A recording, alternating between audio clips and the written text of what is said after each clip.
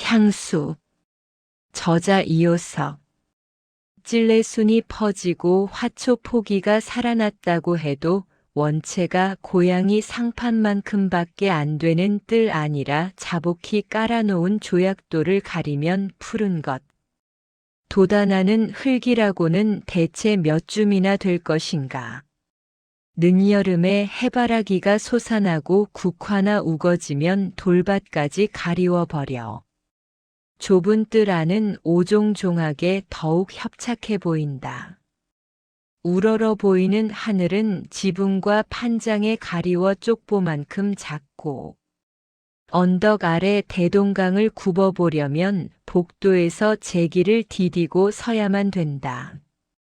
이 속굽질 장난감 같은 베이비 하우스에서 집을 다스리고 아이를 돌보고 몸을 건사해야 하는 아내의 처지라는 것을 생각하면 별 수 없이 세장 안의 신세밖에는 안 되어 보이면서 반나를 그래도 밖에서 지울 수 있는 남편의 자리에서 보면 측은히도 여겨진다. 제 스스로 즐겨서 장안에 갇히워진 죄수라면 이역하는 수 없는 노릇, 누구를 탄하려면 남편 된 입장으로서 나는 사실 같은 처지의 세상의 수많은 아내들에게 한 조각의 미안한 생각이 없지 않다. 기껏해야 한 달에 몇 번씩 영화 구경을 동행하거나 거리의 식당에서 점심을 먹거나 하는 것쯤으로 목이 흐붓이 축여질 리는 없는 것이요. 서양 영화에 나오는 넓은 집안과 사치한 일광실 속에서 환상에 잠기다가 일단 협착한 현실의 집으로 돌아올 때 차지 않는 속에 감질이 안 날 리가 없다. 현대의 무수한 소시민의 생활의 탄식은 참으로 부질없는 감질 속에 숨어 있는 듯 싶다. 아내의 건강이 어느 때부턴지 축나기 시작해서 눈에 뜨이게 되었을 때 나는 놀라며 그 원인을 역시 이 감질에 구하는 수밖에는 없었다.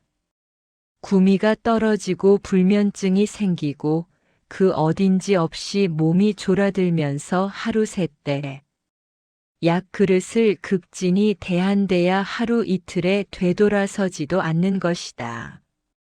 의사도 이렇다 할 증세를 집어내지 못하는 것으로 보아서 나는 그 원인을 감질로 돌려서 도시 도회 생활에서 오는 일종의 피곤증이라고 볼 수밖에는 없었다.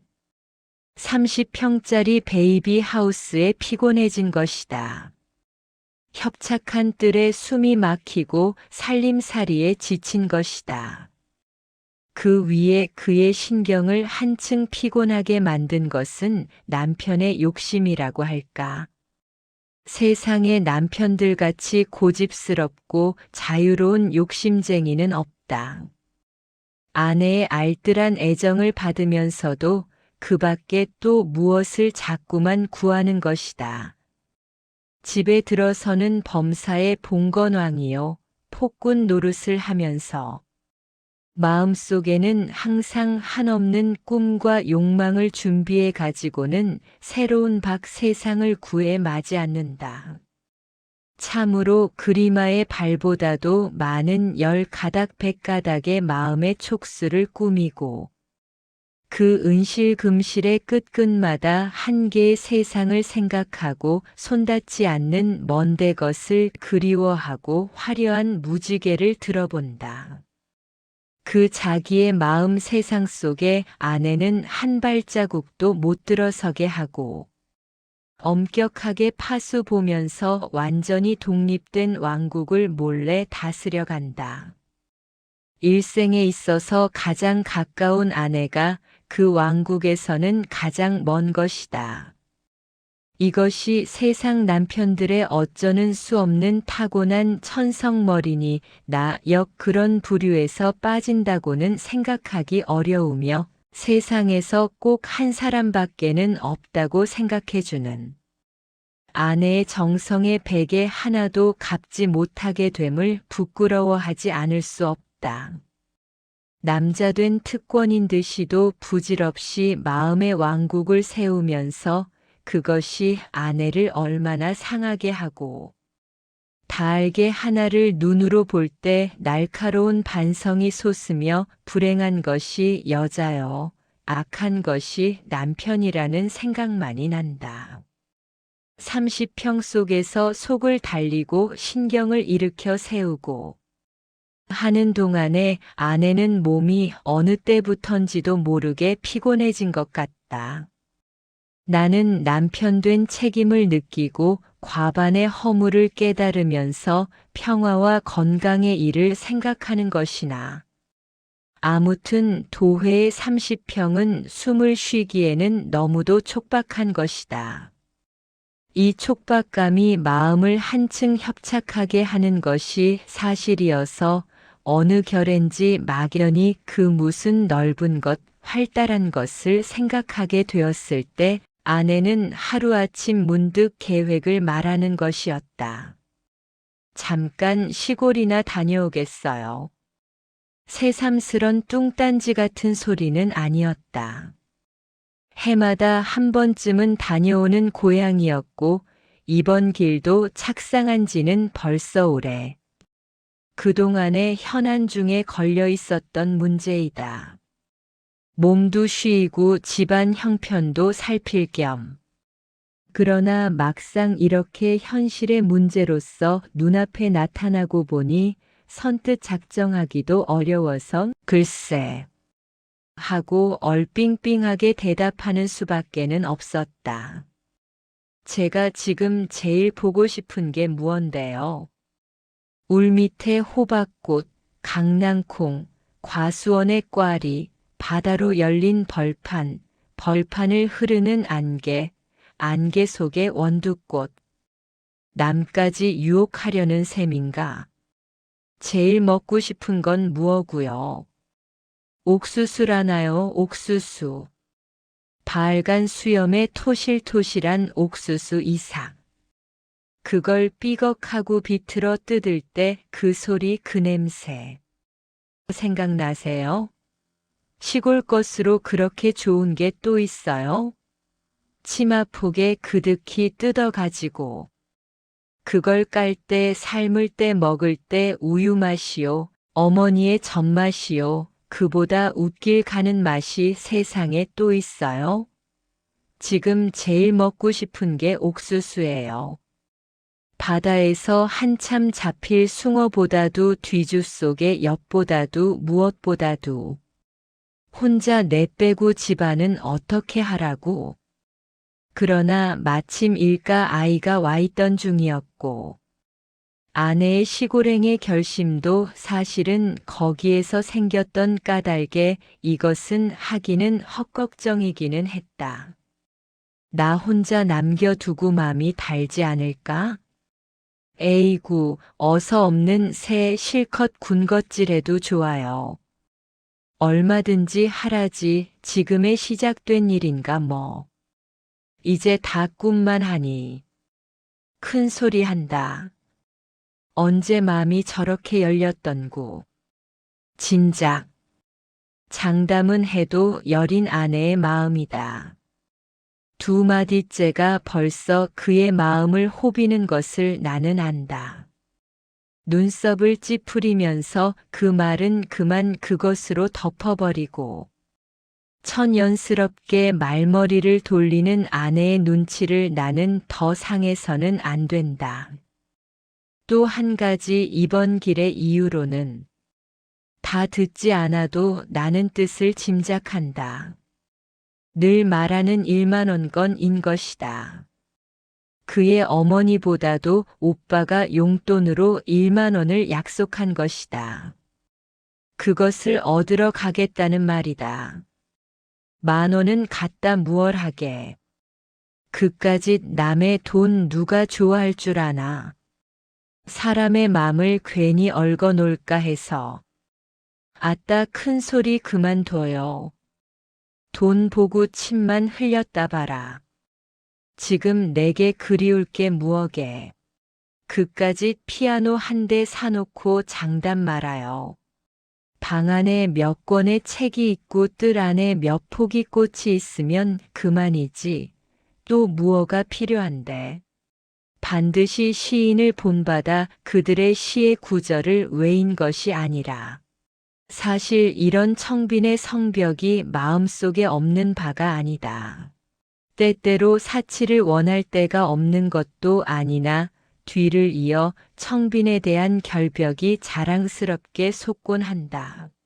이 두 마음 중에 어느 것이 더 바른지는 헤아릴 수 없으나 두 가지 다 한 몫씩 자리를 잡고 있는 것은 사실이며 지금에 있어서는 사치에 대해서 일종의 경멸과 반감을 가지고 있는 것도 속임 없는 사실인 것이다. 허나 아내의 말이 바른 것이라면 그가 또 내 마음을 곁에서 한층 날카롭고 정직하게 관찰하고 있는지는 모르는 것이기는 하나. 10,000원의 한 장도 어김없이 가져올게 어서 이리같이 약탈이나 하지 마세요. 내 마음 제발 일이 되지 맙소서. 합장하는 나의 신용을 흘겨보고는 아내는 그날부터 행장을 꾸리기에 정신이 없다. 행장이라야 지극히 간단한 것이나 잘고 빈틈없는 여자의 마음씨라. 간 뒤에 집안 살림살이의 요령과 질서까지를 일가 아이에게 트여주고 거기에 맞도록 집안을 온통 한바탕 치우고 정돈하기에 여러 날이 걸리는 모양이었다. 눈에 뜰 일이 많지 말끔하게 거두어진 것을 나는 신기하게 바라보았다. 그러나 집안이 정돈된 것보다도 더 신기한 일이 생겼다. 떠나는 그날 저녁 거리에서 돌아온 아내의 자태에 일대 변혁이 생겼던 것이니 머리를 자르고 퍼머넌트를 건 것이다. 집안이 정리된 이상의 정리였다. 멀끔하게 추려서는 고슬고슬 지져놓은 머리는 용모를 일변시켜 총명하고 개운한 자태로 만들어 놓았다. 굳이 펄쩍 뛰며 놀랄 것은 없었던 것이 퍼머넌트에 대한 의논도 오래 전부터 있었던 것으로 충충되고 권한 장본인은 결국 나 자신이었던 까닭이다. 여자의 머리로서 퍼머넌트를 나는 오래 전부터 모든 비판을 떠나 아름다운 것으로 생각해왔다. 모방이니 흉내니 한다면 이 땅에 그럼 현재 모방이 아니고 흉내가 아닌 무엇이 있단 말인가. 살로메가 요한의 머리를 형용해서 에돔 나라의 포도송이 같다고 한 머리, 그것을 나는 남녀간의 머리의 미의 극치라고 생각해왔던 까닭에 아내의 머리에 그 운치를 베풀자는 것이었다. 내가 놀란 것은 도리어 아내의 그 결단성이었다. 아무리 충충대도 오랫동안 주저하고 머뭇거리던 것을 그날로 단행한 그 결단성인 것이다. 그러나 거기에는 또 아내의 동무들의 실물 교육이 직접 도와 힘이 된 모양도 같다. 집에 놀러오는 그들이 하나나 그 풍습을 벗어난 사람이 없다. 아내가 그들이 보이는 모범에서 용기를 얻었을 것은 사실 어떻든 그날 저녁 그 변모로 나타난 아내의 자태에 비록 놀라지는 않았다고 해도 일종의 신기하고 청신한 느낌을 금할 수 없었던 것은 사실이다. 피곤하던 종래의 인상을 다소간이라도 떨쳐버린 셈이요. 그 모든 아내의 행사는 결국 고달픈 피곤증에서 벗어나자는 일종의 회복책이었던 것이다. 도회의 피곤에서 향수를 느끼고 잠깐 전원으로 돌아가기로 결심한 그의 해방의 의욕의 표시였던 것이다. 머리를 시원스럽게 자르고 30평을 떠나 넓은 전원의 천지에서 숨을 쉬자는 것이다. 바다로 열린 벌판에서 안개를 받고 원두꽃을 보고 푸독수수를 먹자는 것이다. 내 자신 도회에 지쳐 밤낮으로 그것을 그리워하고 향수를 느끼고 하던 반에 원래부터 찬성하는 바이다. 아내의 전원행은 어느 결엔지 자연스럽게 응낙되었다. 같이 떠나지 못하는 것이 한될 뿐. 별 수 없이 나는 서리우는 향수를 가슴속에 포개 넣은 채 마음속으로 시골을 그리는 수밖에는 없게 되었다. 이튿날로 아내는 짙은 옥색으로 단장하고 퍼머넌트를 날리고 홀가분한 몸으로 길을 떠나는 것이었으나 차창에서는 금시 눈물을 머금고 쉬이 돌아올 것을 거듭 말한다. 차가 구비를 돌 때까지도 작아가는 얼굴을 창으로 내놓고 손수건을 흔드는 것을 보고는 그럴 것을 그럼 왜 떠나는구 하는 동정도 솟았으나 한편 이왕 떠나는 것이니 어서 실컷 시골 맛이나 맡고 몸이나 튼튼해져서 오라고 축수하는 나였다. 호박꽃, 강낭콩 실컷 보고 옥수수, 숭어 실컷 먹고 좀 거무잡잡한 얼굴로 돌아오기를 원하는 것이었다. 아내가 간 후 집안이 텅 빈 것 같고 30평이 좁기는커녕 넓게만 여겨지면서 휑휑한 느낌을 금할 수 없었으나 그가 돌아오기를 기다리는 것도 또한 기쁨이 되었다. 1만 원이니 무언이 도시 아내의 꿈이란 것이 좁은 30평의 세계 속에 묻혀있게 된 까닭에 포태된 것인데 그의 꿈의 실마리도 이 집과 함께 시작된 것이다. 넓은 집을 바라는 곳에서 1만 원의 발설을 알뜰히 명심하게 되었고 그것이 은연중에 여행의 계획도 된 모양이었다. 행인지 불행인지 아내의 동무들이라는 것이 어찌어찌 모이다 나니 거기에 수십만 대 급에 가는 유한 부인으로서 퍼머넌트의 실물 교육을 하듯이 이들이 어린 아내에게 사치의 맛과 속세의 철학을 흠뻑 암시해 준 모양도 같다. 이웃에서는 며느리를 가진 안 늙은 이들 입에 오르리만큼 소문이 나서 모범주부로 첫 손을 꼽게 된 아내라고는 해도 아직 20을 조금밖에는 넘지 않은 어린 나이인 것이라 속세의 철학에 구미가 안 돌 리가 없다. 무력에 대한 완전한 초월 해탈이라는 것은 산속에 숨어있는 도승에게나 지당할는지 속세에 살면서 그것을 무시하기는 어려운 노릇이어서 적어도 사치 아닌 것보다는 사치의 마음이 기우는 것은 여자뿐이 아니겠지만 의 본성일 듯도 싶다. 그러나 사치의 한도란 대체 얼마인 것인가? 1000에서 만족할 수 있으면 100에서도 만족할 수 있으려니와 1000에서 만족하지 못할 때 만에 선들 만족할 수 있을까? 필요한 것은 만이나 10만의 한계가 아니요 1000에서라도 만족할 수 있는 심정이 아닐까. 10만 대 급의 유한 부인들의 철학을 나는 속으로 비웃으면서 아내의 1만 원의 일건을 위태하게 여기며 하회를 기다리는 것이었다. 아내의 친가는 결혼 당시만 해도 몇십만 대의 호농으로 시골서는 뽐내는 편이었으나 그 시기에 농가의 몰락이란 헐어지는 돌담을 보는 것 같이 빠르고 가엾은 것이었다.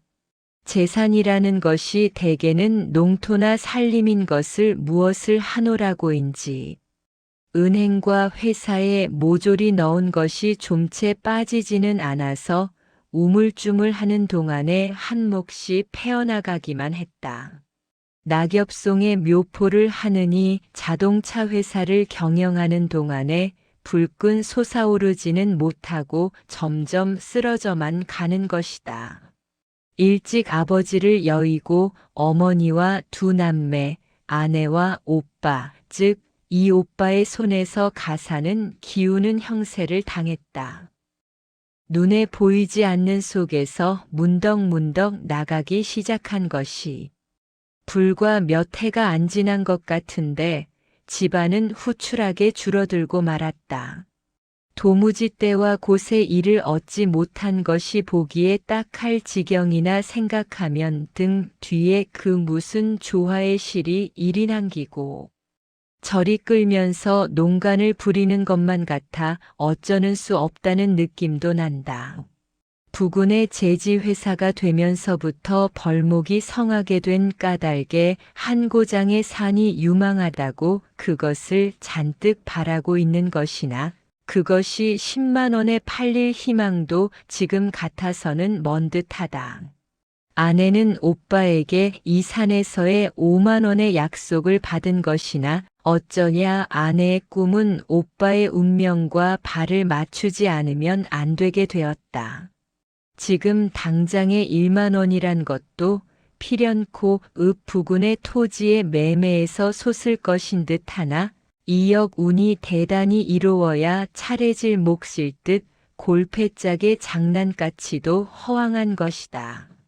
1만 원이나 5만 원의 꿈은 어서 천천히 꾸기로 하고 시급한 건강이나 회복해 가지고 오라고 마음속으로 축원하고 있을 때 대망을 품고 고향으로 내려간 아내에게서는 며칠 만에 간단한 편지가 왔다.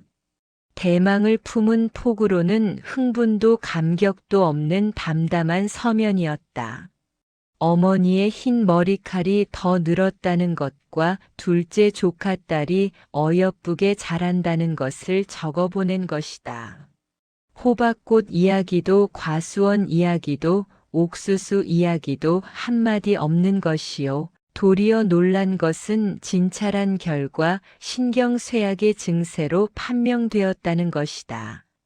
도회의 병원에서는 증세를 바로잡지 못하는 것이 왜 하필 시골 병원에서 판명된단 말인가. 신경쇠약의 선언을 받으려고 일부러 시골을 찾은 셈이던가. 만약 말과 같이 신경쇠약이라면 그 원인을 만든 내 허물이 한두 가지가 아닐 듯해서 애처로운 생각조차 났으나 어떻든 병이 병인 만큼 일부러 전지 요양도 하는 판에 시골을 찾은 것만은 잘 되었다고 안심도 되었다. 살림 걱정도 잊어버리고 활달한 자연과 벗하고 지내는 동안에 차차 회복될 것으로 생각한 까닭이다. 될 수 있는 대로 오랫동안 지니고 간 약이나 먹으면서 마음 편히 지내기를 나는 회답하면서 마음속으로는 과수원도 거닐고 풋콩도 까고 조카 아이들과 놀고 거리의 부인들과도 휩쓸리면서 모든 것 잊어버리고 유유히 지내고 있을 그의 자태를 상상해 보는 것이었다.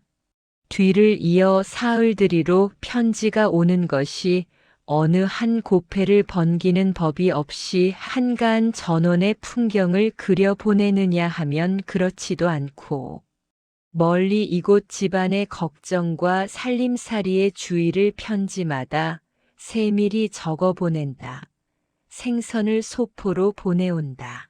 편지 봉투 속에 돈을 넣어 보낸다 하면서 면밀한 주의는 가려운데 손이 닿을 지경이다. 그리고는 이곳에 대한 끊임없는 걱정과 조바심인 것이다. 향수를 못 잊어 고향을 찾는 그의 마음이니 응당 누그러지고 풀리고 놓여야 할 것임을 그같이 걱정이 자심하고야 누그러지기는커녕 도리어 안타깝게 죄어드는 판이니 그러다가는 병을 고치기는 새로 도리어 덧치기가 첩경일 듯 싶었다. 혹을 때려갔다 혹을 붙여올 것도 같다. 하기는 걱정이라면 내게도 걱정이 없는 것이 아니었고 무엇보다도 그를 보내고 나니 일상의 불편이 이루 한두 가지가 아님을 당면하게 되었다. 아침 저녁으로 대하는 음식상으로부터 주머니 속에 드는 손수건. 하나에 이르기까지가 손이 달라지니 불편하고 맛같지 않은 것이다. 아내란 상 위에 찌개 그릇이요 책상 위에 옥편이라고 할까. 무시로 눈에 뜨일 때에는 심드렁해서 대수롭게 여기지도 않으나 일단 그것이 그 자리에 빈 때에는 가지가지의 불편이 뼈에 사무치게 알려지면서 그 값을 비로소 깨닫게 된다. 아내 없는 불편을 더구나 집안을 거느리고 있을 때의 그 불편을 절실히 느껴가면서 웬만큼 정향하고 그만 돌아왔으면 하고 내 편에서도 느끼게 되었다. 대체 세상에서 마지막으로 편안하고 마음 놓을 곳이 어디인지 아무도 모르는 것일까? 그립고 안심을 얻을 마지막 안식처가 어디요? 고향이 어디임을 말해주는 이 없을 듯 싶다. 내가 아내 없는 불편으로 해서 그렇게 안달을 하고 갈망을 하지 않아도 아내 편에서 도리어 조바심을 하고 제 스스로 또다시 돌아온 것이다. 별안간 전보를 치고는 그날로 떠난 것이었다. 불과 한 달도 못 되어서 협착하다고 버리고 간 도회를 다시 찾아왔다. 그리 원하던 옥수수 시절도 채 목맞이하고 우유 맛이요. 어머니의 전맛 같다던 그 즐기는 옥수수 한 이상 먹어보지 못한 채 도회에서는 좀 있으면 피서들을 떠난다고 법석들을 할 무더운 무렵에 무더운 도회로 다시 돌아온 것이다. 향수에 복받쳐 고향을 찾은 그에게 그리운 것이 또 무엇이었던가. 향수란 결국 마지막 만족이 없는 영원한 마음의 장난인 것인가. 말할 것도 없이 아내는 고향에서 두 번째의 향수, 도회에 대한 향수를 느낀 것이다. 도회가 요번에는 고향같이만 보였을 것이 사실이다. 시골로 떠날 때와 똑같은 설레고 분주한 심정으로 집을 떠나 30평을 찾아든 것이다. 안타깝고 감질이 나던 30평이 조촐하고 알맞은 안식처로 보였을 것이다. 모든 것이 뜰의 꽃 한 포기까지가 새롭고 귀하고 신기한 것으로 보였을 것이다. 집안의 구석구석이 시골보다도 나은 곳으로 보였을 것이다. 물론 한 해를 살아가는 동안에 피곤해지면 또 시골이 그리워질 것이요. 시골로 갔다가는 다시 또 이곳을 찾을 것이요. 향수는 차례차례로 나루를 찾은 나룻배같이 평생 동안 그칠 바를 모르는 것이다. 차에서 내리는 아내의 신색은 떠날 때보다 조금 나아진 것도 같고 도리어 못해진 것도 같다. 퍼머넌트를 날리고 옷맵시가 개운하게 보이는 것은 떠날 때와 일반이나 어쨌든 올 곳에 왔다는 듯. 얼굴에는 안도의 빛이 떠오른 것은 사실이다. 그렇게 푸지게 있을 걸 와 그리 설레긴 했던구. 어때요? 이만하면 얼굴 좀 그슬렸죠. 군것질 너무 할까봐 걱정이 돼서 뛰어왔죠. 그래, 옥수수 먹을 동안도 못 참았어. 수염이 발개지는 걸 보고 왔어요. 있거든 철도편으로 두어 푸대 뜯어보내라고 일러는 두었지만 이 가방 속에는 이게 모두 지전으로 10,000원이 들어찼으렸다. 찰 뻔했어요. 아내는 조금 겸연쩍은 듯이 빙그레 웃으면서 제게 걷는다. 10,000원의 꿈 깨트려지도다. 아멘. 노상에서 자세한 이야기를 드릴 수는 없지만 거리에는 군대가 들어와 양식고가 선다구 땅 시세가 갑자기 올라 발끈들 뒤집혔는데 철도를 가운데 두고 바른편 터가 군용지로 작정되고 왼편 땅이 미끄러질 줄을 누가 알았겠어요? 바로 작정되는 날까지도 어느 쪽으로 떨어질 줄을 몰라 숨을 들거리다가 그 지경이 되고 보니 한편에서는 좋아라고 뛰는 사람, 한편에서는 낙심해서 우는 사람, 오빠는 사흘이나 조석을 굶고 헤매이는 꼴 참아 볼 수 있어야죠. 아멘. 운이 박할 때는 할 수 없는 노릇 같아요. 다음 기회를 노릴 수밖에 어쩌는 수 있나요? 안 되기를 잘했지. 옳게 떨어졌다간 그 10,000원 때문에 또 무슨 걱정이 생겼게. 그저 없는 것이 제일 편하다나. 사실 당치 않은 꿈 깨어진 것이 도리어 마음. 편하고 다행한 노릇이라고 생각한 것은 물질이 가져오는 자잘구레한 근심을 잘 아는 까닭이었다. 현재 굳이 10,000원이 없어도 좋은 것이다. 아내가 돌아온 것만으로도 불편하던 집이 필 것 같아서 반가웠다.